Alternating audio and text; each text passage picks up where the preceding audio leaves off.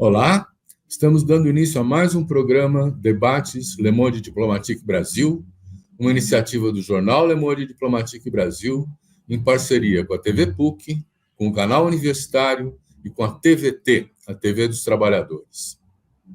Nós vamos tratar de alguma coisa básica para nós hoje, que é a água e o saneamento, a água e o esgoto das nossas casas.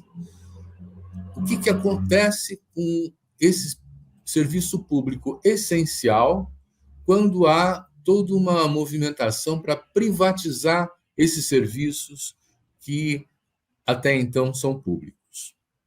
Para tratar dessa questão, nós convidamos dois especialistas que eu quero apresentar agora. Quero apresentar para vocês a Ana Lúcia Brito. Ela é arquiteta e urbanista. Ela é doutora pelo Instituto de Urbanismo de Paris. É professora da Faculdade de Arquitetura e Urbanismo da Universidade Federal do Rio de Janeiro, pesquisadora da Rede Observatório das Metrópoles e integra o Conselho de Orientação do ONDAS, o Observatório Nacional dos Direitos à Água e ao Saneamento. Muito obrigado, Ana Lúcia, por estar aqui com a gente.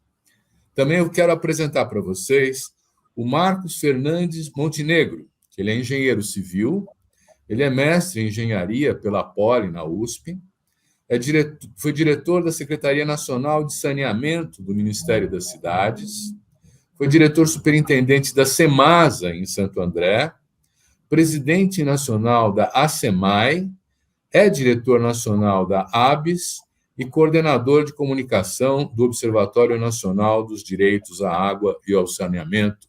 Os dois, portanto, fazem parte do ONDAS. Muito bem-vindo também.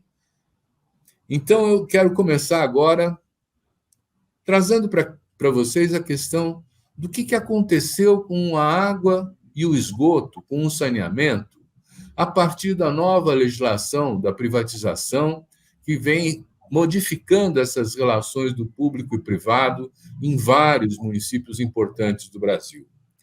Ana Lúcia, você pode contar para nós como é que o ONDAS está vendo esse processo de privatização? Então, queria cumprimentar vocês, né, o Silvio Montenegro, meu colega do ONDAS, né? Na realidade, assim, a gente acha que tem que começar, né, com o que é o ONDAS, né? O ONDAS é o Observatório do Direito Humano à Água e ao Saneamento, né? E a nossa perspectiva de discussão desse tema, né, do saneamento básico, é a partir dessa perspectiva dos direitos humanos, né? Que dizem que todos têm que ter acesso ao saneamento básico, né, ao abastecimento de água e esgotamento sanitário, né, independentemente da sua situação de renda, enfim, do lugar onde mora, né, etc. Né? Então, a partir daí, é que toda a nossa discussão parte desse princípio, né, de entender o saneamento como um direito humano e como uma política social. Né? E eu acho que o que está acontecendo no Brasil, né, com esse governo, né, e não só com esse governo, né, mas desde do golpe, né, do impeachment da presidente Dilma, né, e quando o Temer assumiu, né, o governo, é um processo, né, de negação desse princípio, né, do direito humano à água e saneamento através de uma lógica de abertura para o setor privado, né,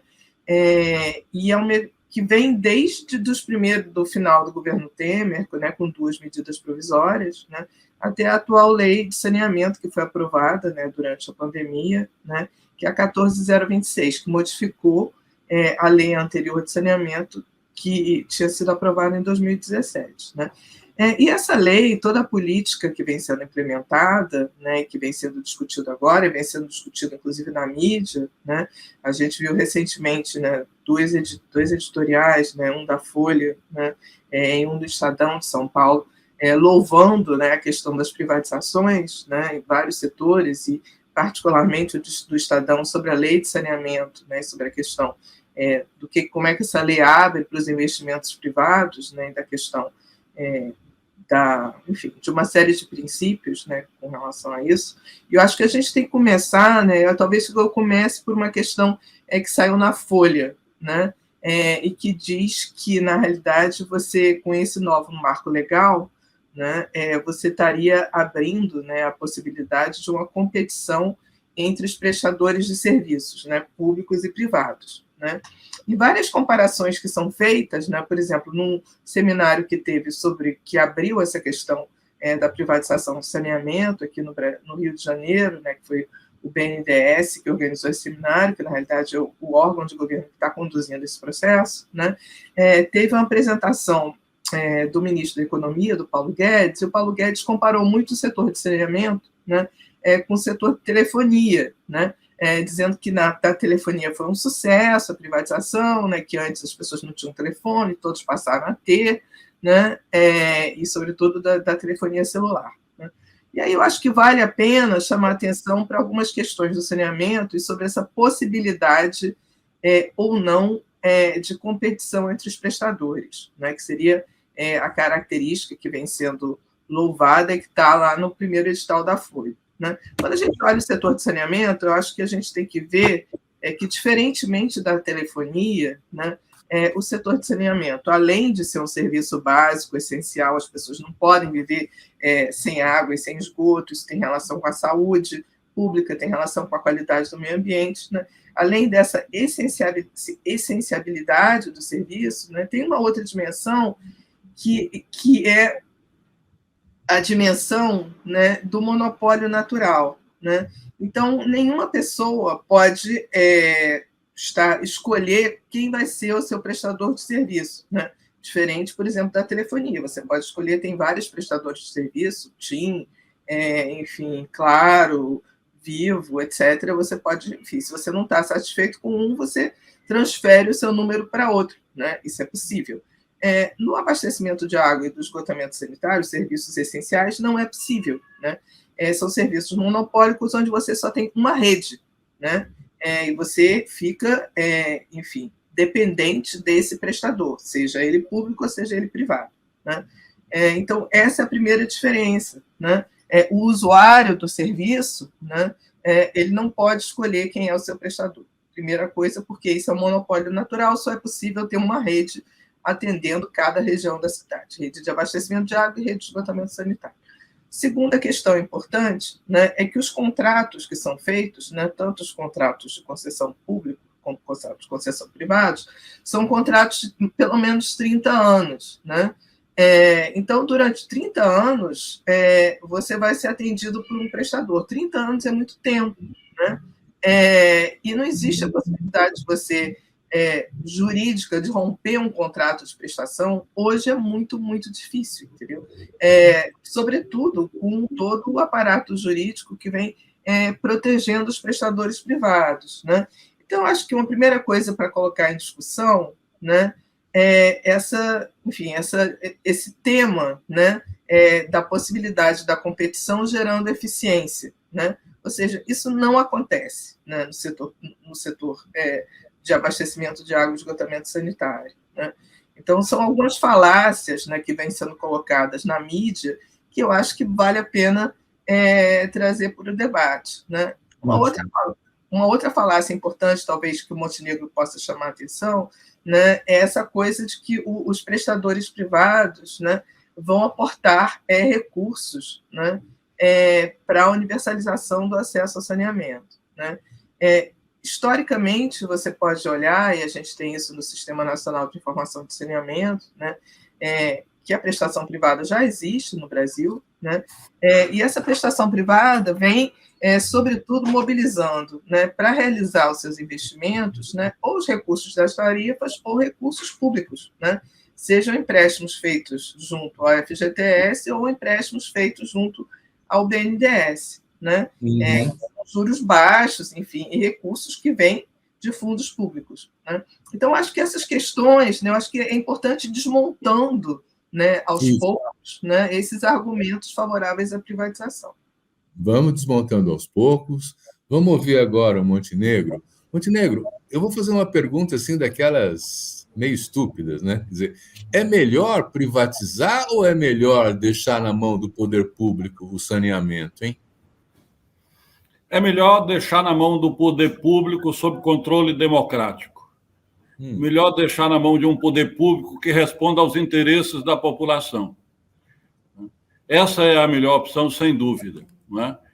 Agora, evidentemente que em uma situação onde o poder público está controlado, em última instância, por interesses privados, né, você tem uma situação, né, onde o único incômodo é que o setor privado ganha dinheiro com menos facilidade do que se estiver operando em regime de concessão do serviço. Eu queria fazer duas observações. Primeiro, sobre o tema da eficiência, que a Ana Lúcia tratou. Né? Nós temos o caso aqui no Brasil de Manaus, um contrato que tem mais de 20 anos de execução e que não apresenta resultados absolutamente satisfatórios do ponto de vista da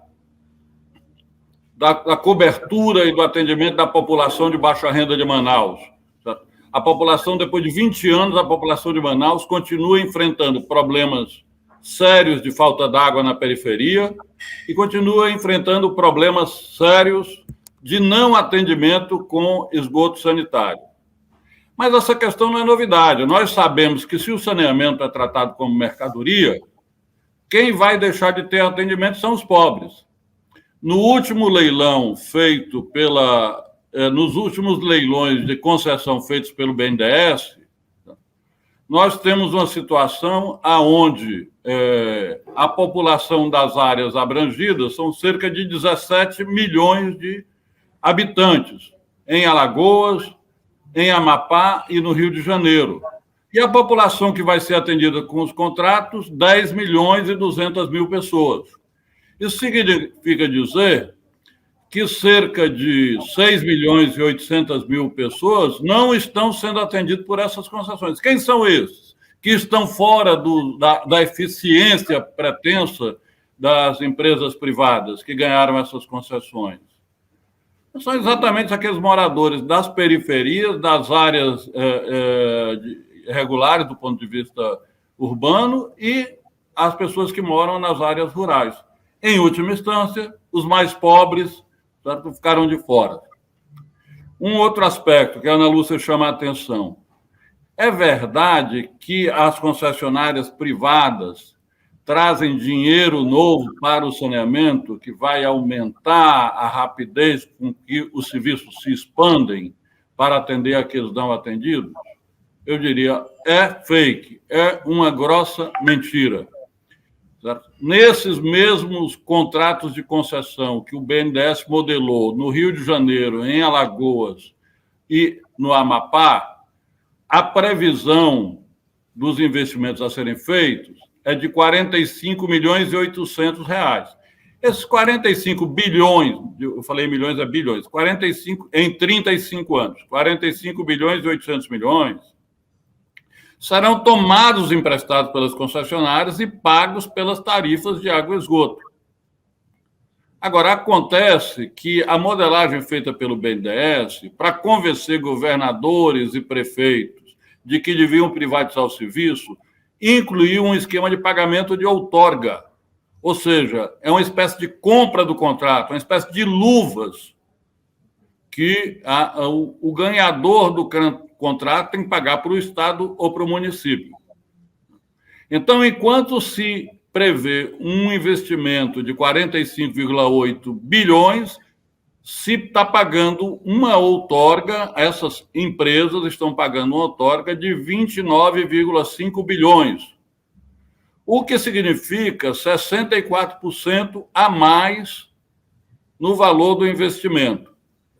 Significa dizer que as tarifas que vão ser pagas pela população vão ser oneradas, porque esses 29 bilhões e meio, praticamente, serão pagos também durante os 35 anos da concessão, de volta para as concessionárias, pelos usuários dos serviços de água e esgoto. Então, em vez de estar colocando dinheiro novo no saneamento, na verdade, o que está se fazendo é usando as licitações das concessões para tirar dinheiro dos usuários dos serviços de água e esgoto.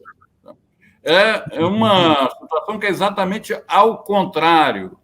E quando nós lemos os jornais noticiando esses leilões, o que nós vemos é uma proclamação de sucesso pelo usuário de água e esgoto estar sendo escorchado pelo pagamento de uma outorga que não precisava existir. Pelo menos 50 das cidades mais importantes do mundo, hoje em dia, retomaram a gestão direta pelos municípios da água e do esgoto, né? Porque entenderam que era incompatível a iniciativa privada gerir uma política pública. São interesses contraditórios, né? Isso foi dito, por exemplo, pela Câmara de Paris, que desistiu da privatização da água, retomou, né, os serviços e hoje faz a gestão direta de novo. Quando a gente está falando em privatização, nós estamos indo na contramão das tendências mundiais, Ana Lúcia, ou não? Bom, eu acho que nós estamos, sim. O caso da França, eu acho que é um caso muito emblemático, né? E talvez seja importante discutir um pouco esse caso, porque, por exemplo, a remunicipalização de Paris, né, ela começou em 2010, né, no caso na França, né, que estão as duas grandes multinacionais de água, que eram Veolia e Suez, que inclusive se fundiram recentemente, né, e a cidade de Paris era dividia, né, a margem direita do Sena era de uma companhia, a margem esquerda era de outra companhia, né?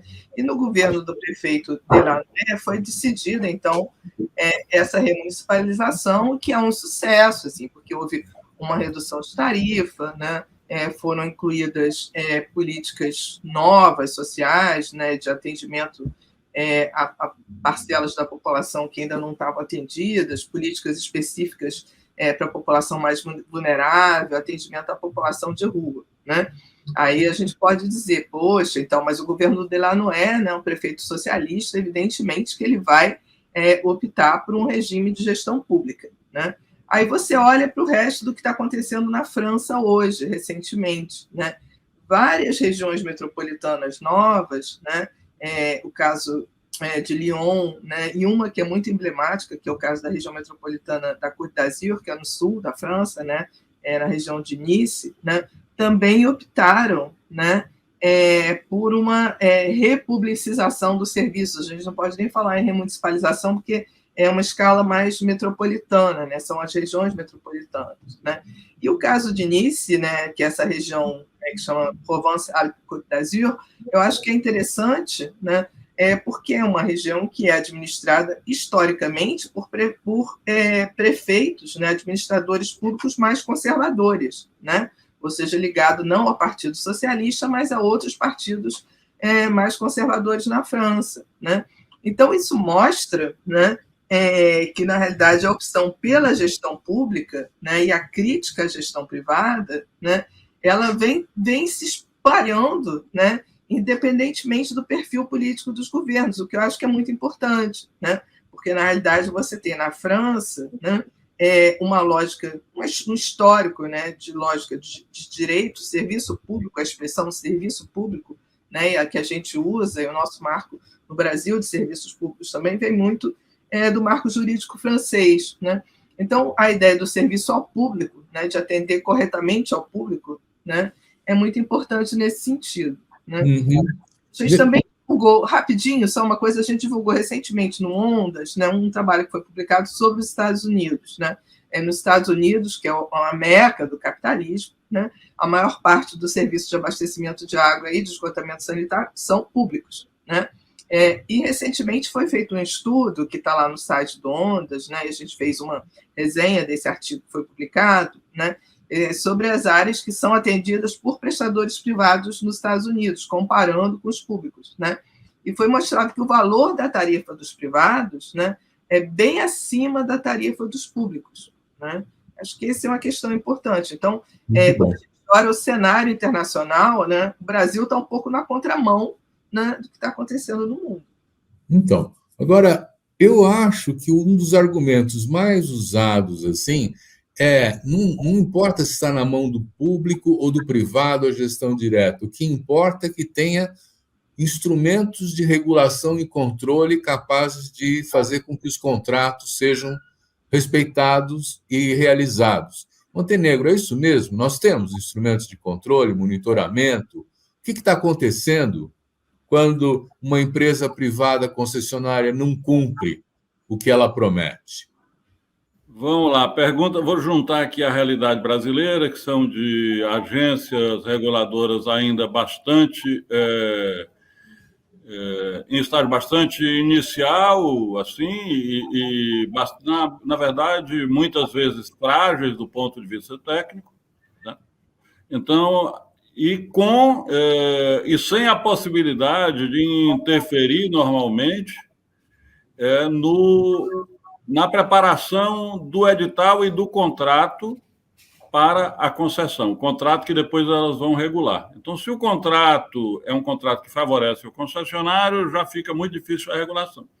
Mas eu queria, pegar um exemplo do panorama internacional. Continuando, aí nós falamos, aqui a Ana Lúcia falou da França, falou dos Estados Unidos.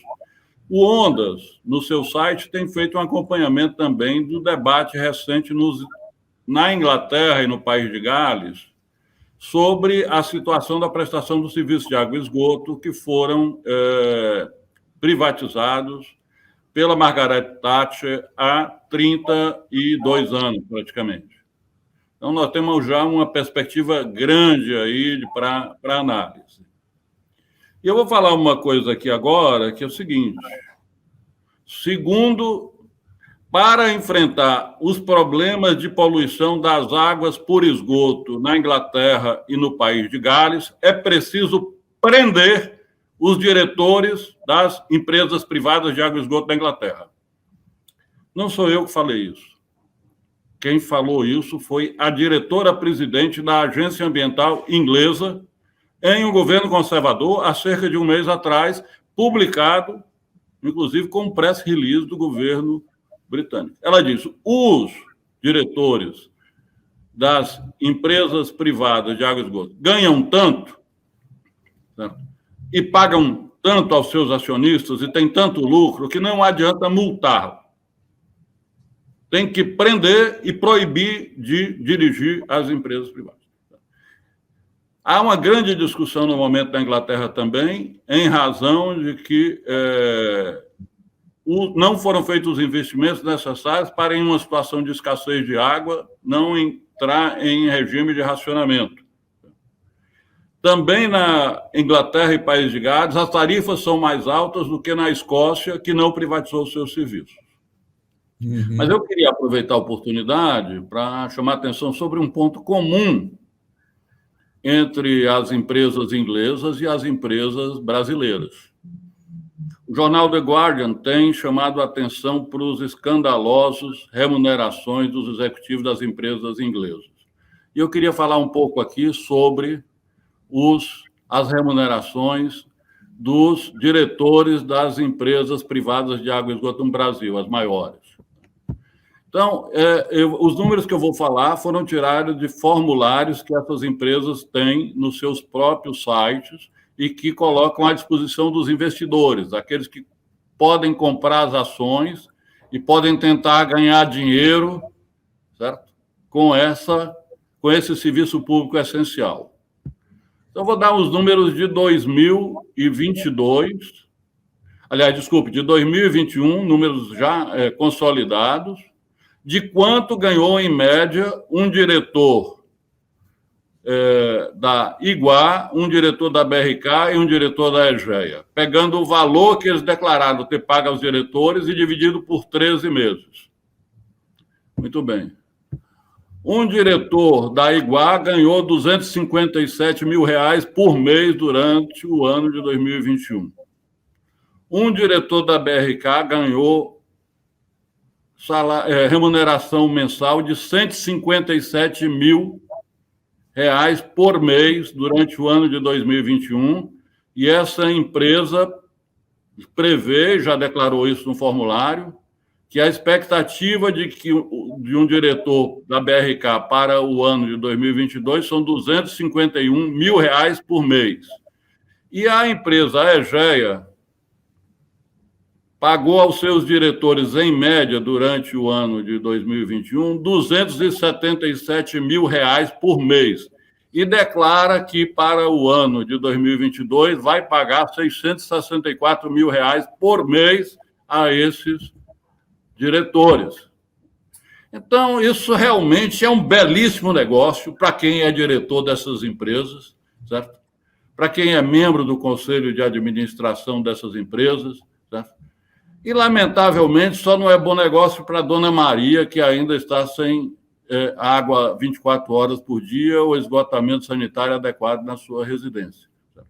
Mas é essa situação que nós temos. Essas empresas, cada vez mais, são controladas por fundos de investimentos, são cada vez mais despersonalizadas, e como na Inglaterra, os seus diretores ganham bônus incríveis, inacreditáveis, não por ter prestado um serviço bom, mas por ter conseguido dar lucro para os seus acionistas.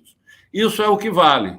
Então, são empresas que, infelizmente, estão nessa situação. A lógica é dar lucro para o acionista, remunerar com remunerações absurdas, completamente fora da realidade do povo brasileiro, os seus diretores que garantem esses lucros, e colocar em terceira instância o atendimento da população pobre.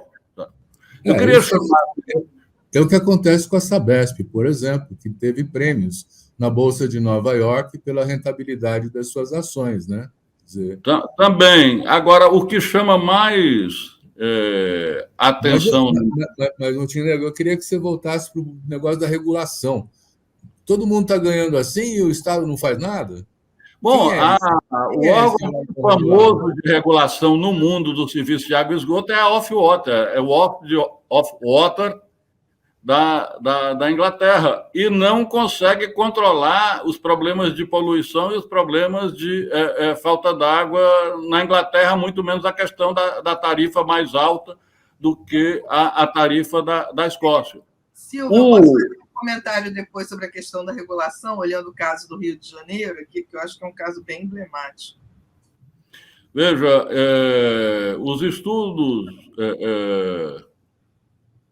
feitos na Inglaterra pela academia sobre a questão do pagamento de dividendos para as empresas, para os acionistas proprietários das empresas privadas inglesas, mostram que em 89, quando elas foram privatizadas, elas não tinham dívida nenhuma, e o que elas pagaram aos acionistas foi praticamente o que elas tomaram emprestado, dizendo que iam fazer investimentos. Então, na verdade, as empresas estão endividadas para dar lucro para os acionistas.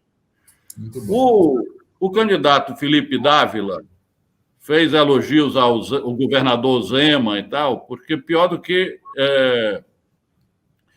essa situação que nós estamos nos referindo, realmente foi a situação da Copasa sob o governo Zema. A Copasa conseguiu pagar o ano passado aos seus acionistas dividendos superiores ao lucro que teve no exercício. Então, o governo Zema colocou uma diretoria na Copasa para privatizar a empresa, enquanto não privatiza a empresa, está assaltando a empresa. Em vez de aumentar os investimentos, está aumentando o dinheiro que tira da empresa. Por isso, nós dizemos no ONU, não é só uma questão de ser administração pública, tem que ser administração pública sob controle democrático em um governo que esteja interessado em promover o bem comum e defender o interesse da maior parte da população. Ana Lúcia, você traz para a gente, então, a questão do Rio de Janeiro, que você queria colocar?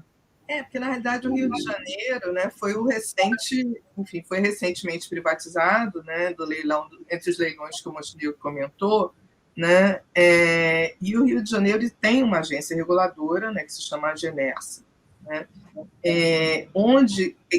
está sendo investigada, né, justamente pelo Ministério Público. Por que ela é investigada pelo Ministério Público? Né? Porque, em primeiro lugar, ela não tem quadros técnicos, né? Ou seja, a Genersa não fez concurso para quadros técnicos, então você não tem pessoas especialistas em saneamento para regular os contratos de prestação. Essa é a primeira questão. A segunda questão, eu acho que é importantíssimo chamar a atenção disso, né? Quem é que nomeia os diretores das agências reguladoras, né? quem nomeia os diretores das agências reguladoras é o governo do Estado, né? E no caso do Rio de Janeiro, por exemplo, né, a gente tem na direção da Genersa, né, 4 conselheiros, né, o primeiro conselheiro presidente, o conselheiro vice-presidente, né, e depois mais 2 conselheiros, né, com mandatos que vão até 2025, nomeados, né, recentemente pelo governador Cláudio Castro, que, aliás, é candidato à reeleição, né? Quem são esses enfim, diretores da agência, né? O primeiro deles, né, é delegado da Polícia Civil, né? O segundo também não tem nenhuma particularidade em relação com os serviços que a agência regula, porque além de saneamento básico, né, ela regularia também os serviços, outros serviços, né, de gás no Rio de Janeiro, né? Todos são nomeações políticas, né? E o que chama atenção, né, é que, por exemplo, um dos reguladores, né, que chama Marcos Cipriano, isso está na imprensa, não estou falando nada que não esteja conhecido, né, foi investigado pela Corregedoria da Polícia Civil, né, e foi preso, porque ele estava ligado justamente, né, a uma operação Calígula, né, que era contra jogos de azar no estado do Rio de Janeiro, né, ligado também ao Rony Lessa, que foi um dos condenados, né, indicados pelo assassinato da vereadora Marielle, né? Então, esse Marcos Cipriano, né, era diretor da agência reguladora, né? Então, eu acho que é muito importante chamar a atenção de como é que você nomeia. Agora a gente está tendo eleições para governo do Estado, né? Então, eu acho que um compromisso importante, né, dos candidatos a governador, né, quer dizer, como é que eles vão fazer as nomeações dessas direções das agências reguladoras, né? Ter concurso para as agências reguladoras, né?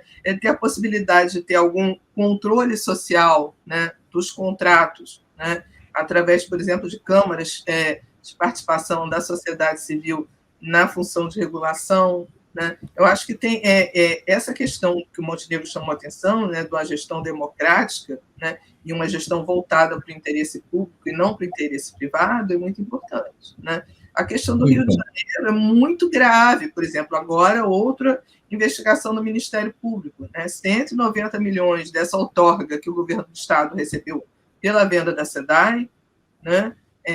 Que é um dinheiro livre que o governo pode aplicar como quiser, né? E por isso que os governos estão interessados, né, nessa privatização, porque eles recebem um volume de recursos muito grande, né, um volume que pode ser aplicado em qualquer coisa.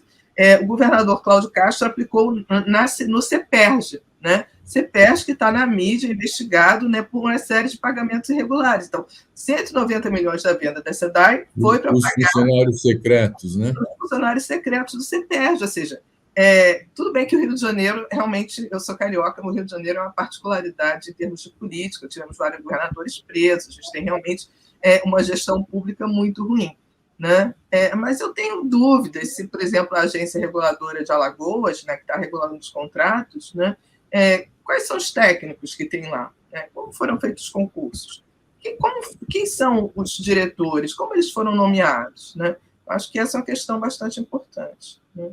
Então, eu vou pegar, Montenegro, a história que você falou assim da necessidade do controle democrático, né, das concessões, quer dizer, ter o Estado regulando, mas além de ter o Estado regulando, ter o olho do cidadão acompanhando isso, fiscalizando, tal, né? Quer dizer, já existiram manifestações, como por exemplo a Guerra da Água em Cochabamba, que é já conhecida de há muito tempo como algo simbólico de como a população é capaz de defender os seus interesses, né? Quer dizer, eu queria colocar para você vê também a participação cidadã como um elemento central para poder estender o saneamento para toda a população brasileira? Como é que você vê o lugar do cidadão nesse processo todo? Então, a pergunta nos remete de volta ao conceito e aos princípios dos direitos humanos à água e ao saneamento, Silvia.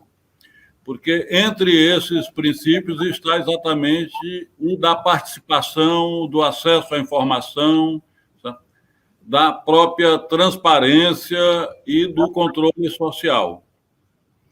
É uma situação extremamente difícil da população conseguir, de fato, entender, controlar, tá, o que acontece nas companhias de saneamento, nas empresas de saneamento. Tá? Porque não são questões simples.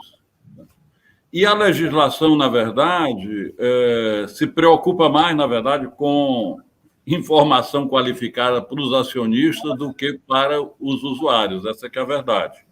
Mas, de fato, a legislação, tanto do prestador de serviço, da transparência do prestador de serviço, quanto da agência reguladora, precisa ser aperfeiçoada no sentido de garantir uma maior possibilidade de acompanhamento e de participação.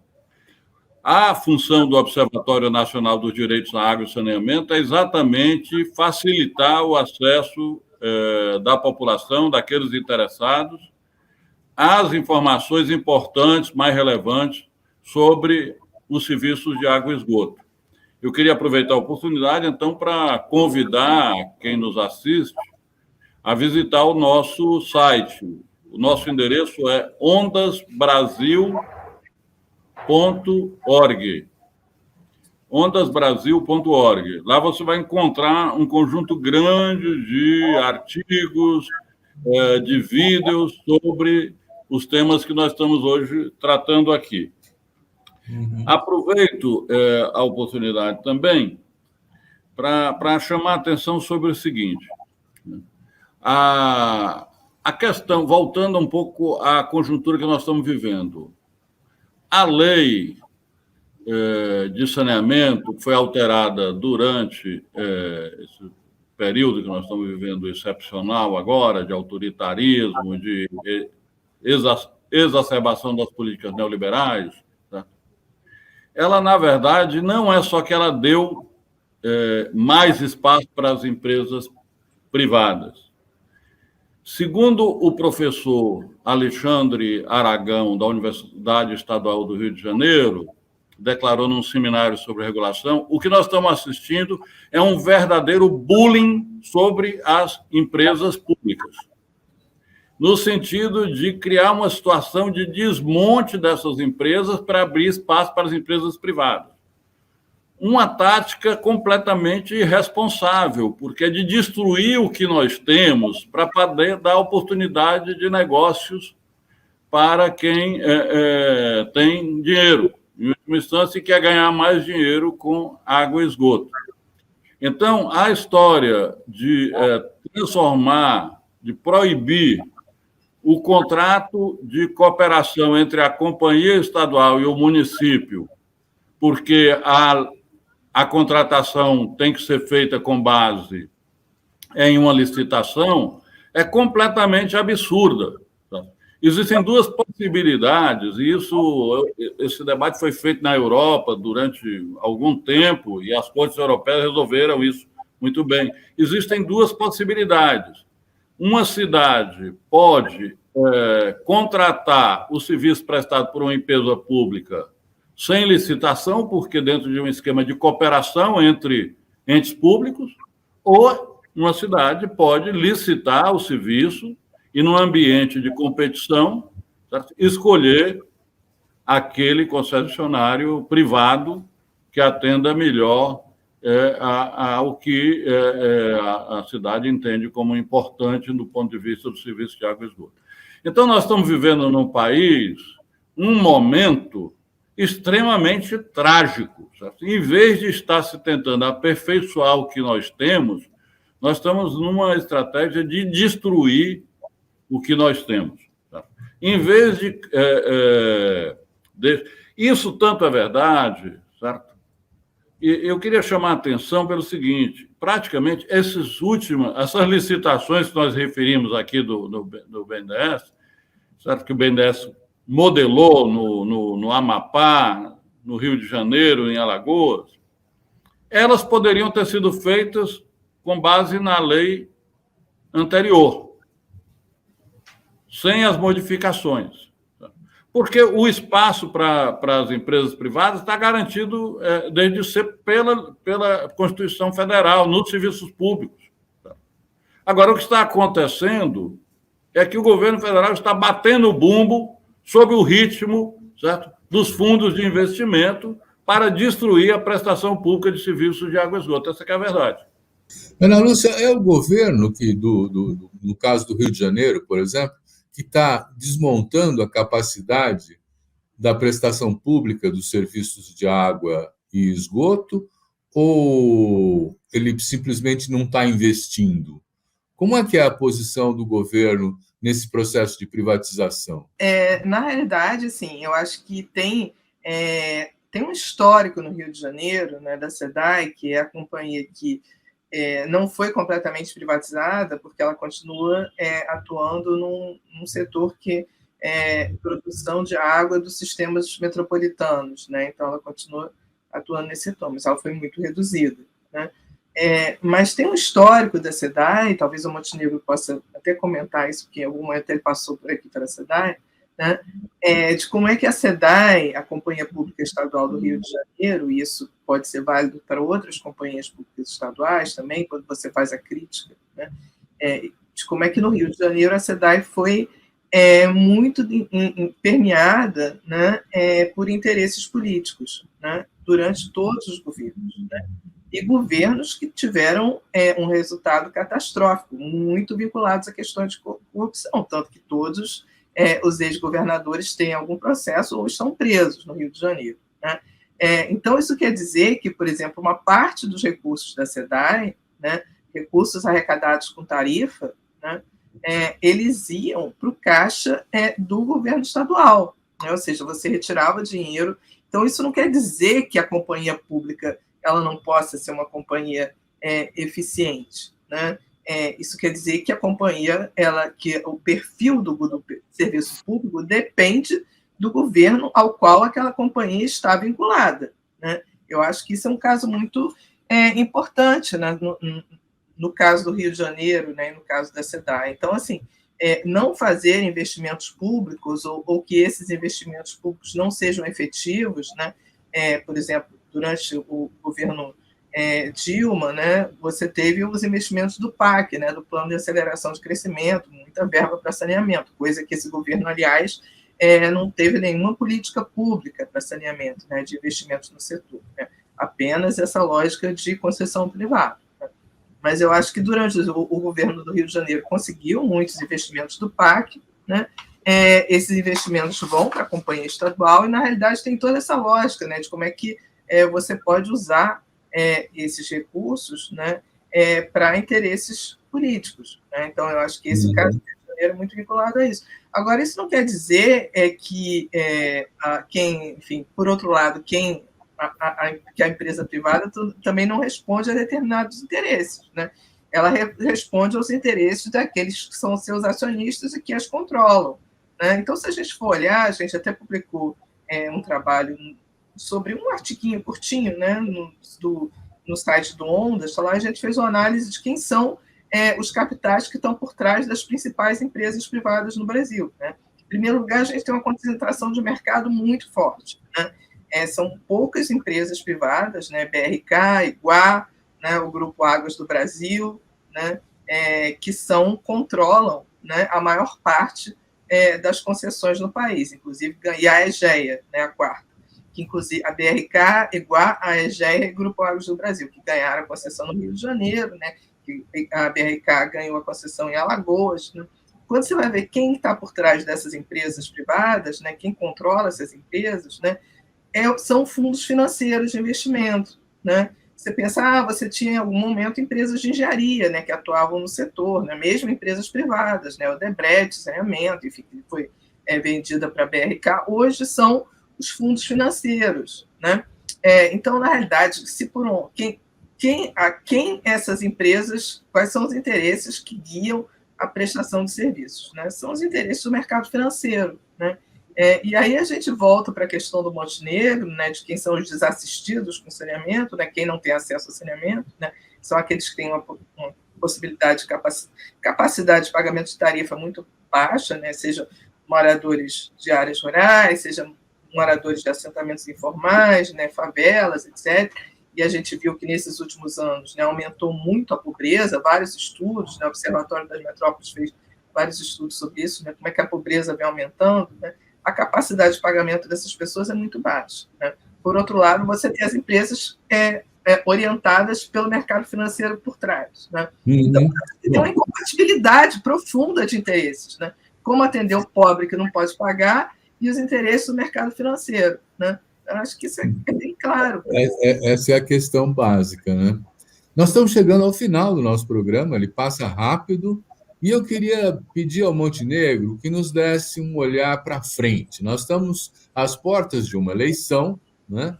Como é que o Brasil devia enfrentar a questão dos serviços de água e saneamento? O que você espera para frente, Montenegro? Eu queria falar, me dirigindo principalmente às mulheres que estão assistindo esse programa.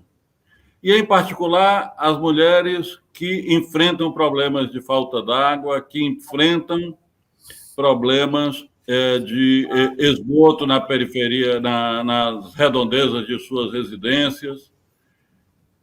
Não acreditem naqueles que dizem que vão resolver esses problemas ganhando o seu dinheiro, fazendo da sua água e do seu esgotamento sanitário negócio. A solução não é esta. Procure, entre os candidatos, aqueles que buscam uma postura democrática, que buscam valorizar a democracia e a participação, certo? Para que o povo, junto com o governo, possa encaminhar de maneira mais rápida as soluções para esses problemas. Não é transformando água e esgoto em fonte de lucro que nós vamos resolver o problema da população pobre, para quem, além de faltar muitas outras coisas, falta a água e sobra esgoto no entorno da sua residência.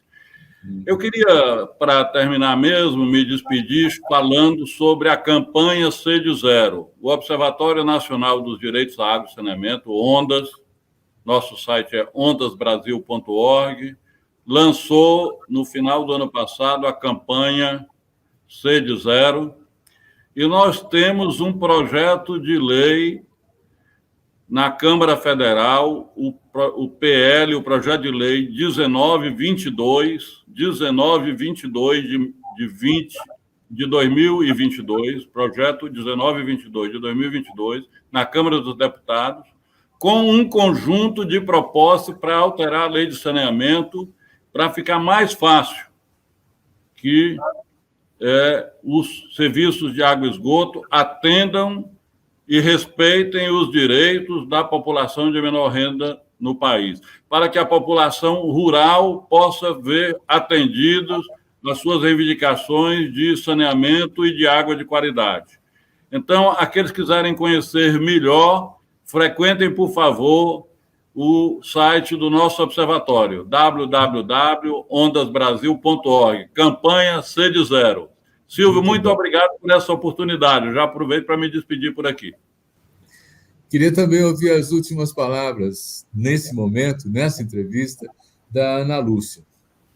Eu acho que um pouco na linha do que o Montenegro está falando, né, e da nossa campanha Sede Zero, a gente também colocou essa campanha, né, para os candidatos, né, a deputado, né, a gente tem discutido isso com aqueles que são os possíveis, né, futuros eleitos, né? Então, eu acho que talvez o meu recado venha justamente nesse momento de eleição, né, para olhar qual é o programa dos candidatos ao governo, né? O que eles propõem com relação ao saneamento básico? Será que dentro desse programa, né, tem uma perspectiva de atender os mais pobres, né? Será que dentro desse programa tem uma perspectiva de ampliar os investimentos públicos em saneamento, né? Entendendo que nenhum país do mundo, né? Na Europa e nos Estados Unidos, os serviços foram universalizados sem um volume massivo de investimentos públicos, né? Então isso não aconteceria no Brasil de uma outra forma, né?